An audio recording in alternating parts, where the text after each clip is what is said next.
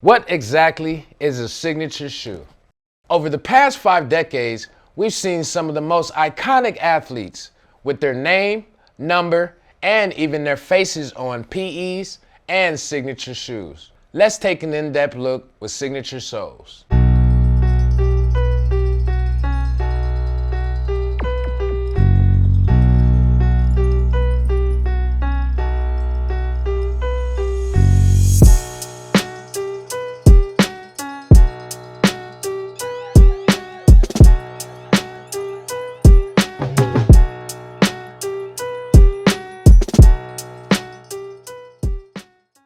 What's good, everybody? Welcome to Signature Soles, where we review, break down, and rate some of your favorite retros, signature shoes, and new releases. I'm your host, Soul Brother Steph, and this is my lovely co-host, Miss Millie. And on today's show, we're gonna take a look at some sneaker history and answer the question, what is a signature shoe? What is a signature shoe? So basically, a signature shoe is when a company takes a pro athlete, uses his face, name, and notoriety, and they brand the shoe based off of him, right? So let's dive into the history of where this all began. Everybody knows that Walt Clyde Frazier signed with Puma as the first ever athlete with a signature shoe. Man, that's how I'm the first guy to ever endorse a sneaker. I just sit back and smile knowing that I was the guy who started it all. But are we really counting him? So who was the first ever athlete to have a signature shoe? Let's rewind and take a look at some sneaker history. Let's take it all the way back to 1917. The Converse Rubber Shoe Company introduced the Chuck Taylor as the first ever basketball shoe. As early as 1920, basketball shoes, a sport where Converse was the most appropriate because they were very effective on the floor, took the name All-Star. For over a decade, all basketball players wore Chucks, like the ones you see me rocking today. So we're saying that these are not original signature shoes for the NBA. Well, first of all, I don't even know how they was playing in those, because them things had no ankle support, they flat, but they was rocking them. Hey, they was rocking them and they was playing in them. That's all they had. But it wasn't until 1934 that his name was actually put on the shoe. This small signature, which later fed the star of the famous circular logo, gave birth to the Chuck Taylors we know so well today. So for 2 decades, Chuck Taylors paved the way for basketball culture and the signature sneaker game, but his name wasn't even on the shoe. Okay. Gotta get on up, gotta make a move, gotta get on up, baby pick me up. Fast forward to 1952. The Pro-Keds collection would snatch up George Mikan and will reveal the Royal collection, which also had players like Tiny Nate Archibald, Kareem Abdul-Jabbar, and Pistol Pete Maravich. I don't see how they did them either though. But are we saying that we messed with the PF Flyers over the Chucks? I like the PF Flyers over the Chucks. Chucks is the most popular, but PF Flyers look better to me. They look better than you, or are you saying that because of the athleticism in you?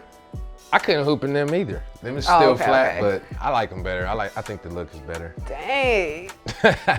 Feel like a pro.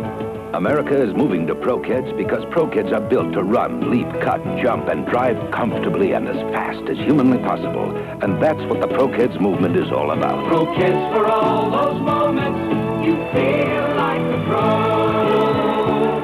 From the 50s to the 80s, Pro-Keds was a popular choice for basketball's best. In 1958, Bob Cousy of the Boston Celtics would work together with PF Flyers to create a basketball shoe with Cousy's signature on the insoles. It would sell 14 million pairs the first year. 14 million? 14 million. Sheesh. 1971, the Adidas superstar had Kareem Abdul-Jabbar's face and signature on the shoes, as he was paid $25,000 a year to endorse the sneakers. Paxson trying to make the steal, comes from the weak side, Kareem, and that was a lot of money back then. I guess just for your face and your signature. I'll take it. Them is flat too. No ankle support. Because wasn't nobody thinking about basketball when it was coming out with these basketball shoes, some apparently. People had to break a couple ankles. Nike's first ever signature athlete was 1972 Olympic gold medal winning wrestler Wayne Wells. He worked closely with Nike to design his wrestling boot in 1972. While that same year, George Iceman Gervin had a Nike Blazer PE. Those are considered to be the very first PE ever created. I do love me some blazers. I'm not even gonna hold you. I like blazers. It's just too tall for me. The cut To is too hoop high. in? Yeah. Is everything about hooping when it comes to you picking your shoes? Yes. Oh, okay. Which brings us to 1973. Puma and the year of the Clyde. Puma would offer Clyde the Puma basket, a leather shoe that Clyde wasn't really feeling. In fact, he told Puma he wouldn't even wear the shoe if they paid him. Shortly after that, Clyde would take a hand in helping design the Puma suede, aka the Puma Clyde. I did a poster with the hat on, the meat coat, and a suit and the shoes. They could not keep this shoe in the store. My teammates used to tease me all the time. Oh, you think he's something now? He's got his own shoe, you know. Originally, the colorways were just blue and white and red and white. When Clyde Frazier retired from the NBA, Puma would cut off the entire relationship. But regardless, his shoes were still popular and popping in the breakdancing and the hip hop community. In 2018, Jay-Z came to save the day and partnered with Puma, leading to Frazier having a lifetime deal. Had his whole back. We've kind of catapulted the shoe to another level, bringing in a lot of different people. So it's been sort of a perfect storm, and recreating Puma, bringing out the basketball shoe, my relationship with them. Now we see the Puma Clyde in all kinds of dope colorways, as the Clyde will always and forever be a classic popular shoe. So Steph, we've seen the Kusi PF Flyers, we've seen Miken's Pro Keds, we've seen Kareem's Adidas, and more. So the question still stands is, who do you think had the first official signature sole? So for me, I think Bob Cousy, Okay. because he had his signature on the soles, on Right. the insoles, but you know, signature on the shoe is a signature shoe, so.